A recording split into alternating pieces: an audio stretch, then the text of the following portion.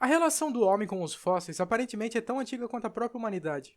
No primeiro vídeo desta série, abordei de forma breve os conceitos de fóssil e mencionei que antes mesmo de existir uma ciência destinada ao seu estudo, a humanidade já era fascinada com os misteriosos achados.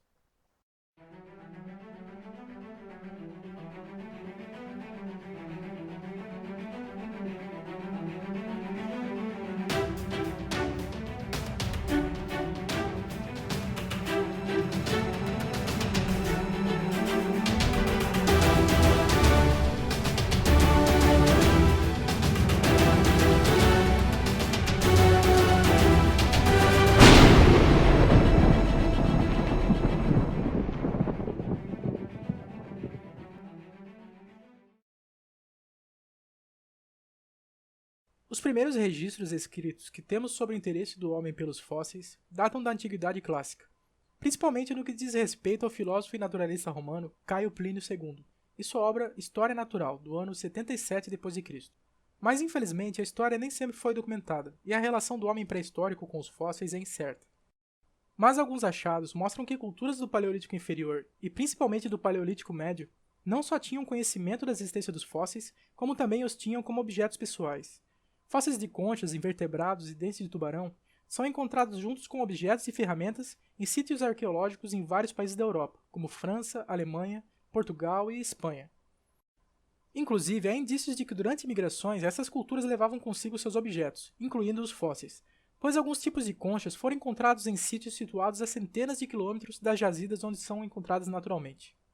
Não se sabe ao certo a utilidade dos fósseis para as culturas paleolíticas. Se eram apenas ornamentos decorativos ou tinham algum valor hierárquico ou religioso, provavelmente vai continuar sendo um mistério. Na Grécia Antiga, por volta do século VI a.C., Xenófanes, ao observar fósseis marinhos em regiões altas e afastadas da costa, concluiu que a existência dos restos de tais animais indicava que essas regiões haviam sido fundo de mar em épocas passadas. Xenófanes criticava a mitologia e as crenças fantasiosas da época, e encontrou uma explicação plausível que se provou correta.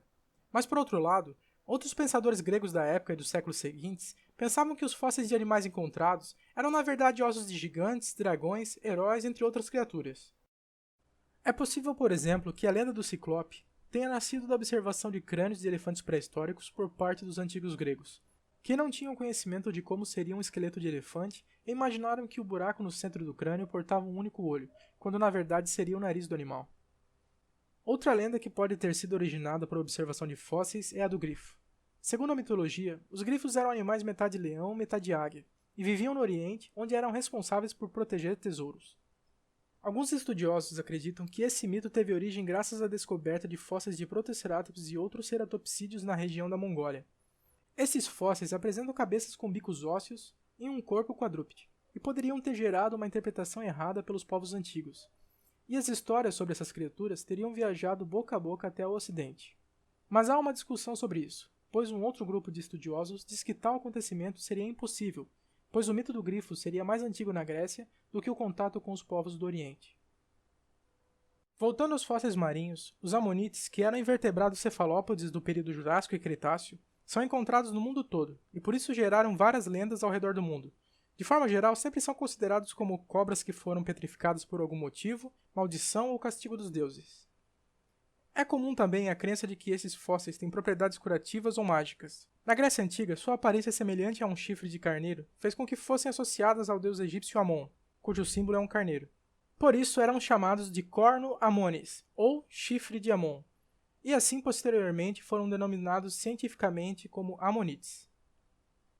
A lenda dos dragões provavelmente também teve origem na observação dos fósseis. O filósofo e historiador Heródoto, do século V a.C., relata em suas obras ter se deparado em uma viagem à Arábia com ossos de serpentes voadoras, de vários tamanhos e em grande quantidade. Esse tipo de correlação parece ocorrer não apenas na Grécia Antiga e, consequentemente, toda a Europa, mas também na China. Estudos indicam que dentes de dinossauro já eram conhecidos na China no século XVI a.C., como dentes de dragão.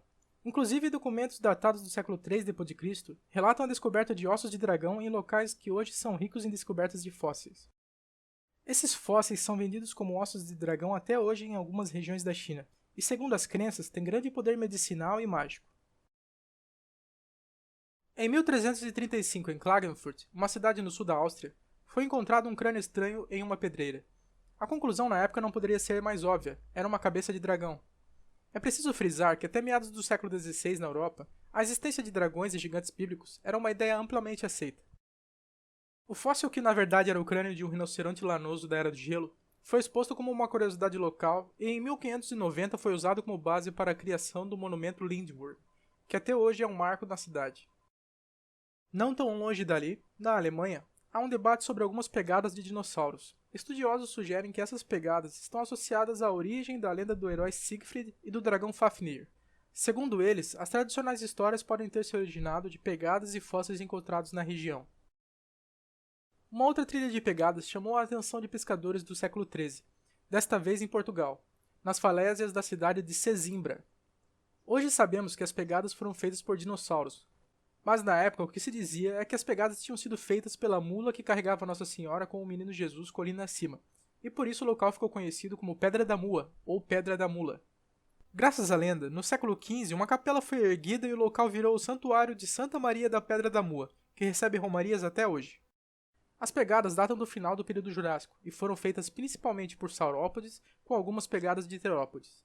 E desde 1997 foi instituído como um monumento natural da Pedra da Mua, por seu valor geológico e paleontológico. Um outro caso interessante que envolve uma santa cristã da Idade Média e os fósseis é a lenda de Santa Hilda, que tenta explicar a origem dos amonites nas falésias de Whitby, na Inglaterra.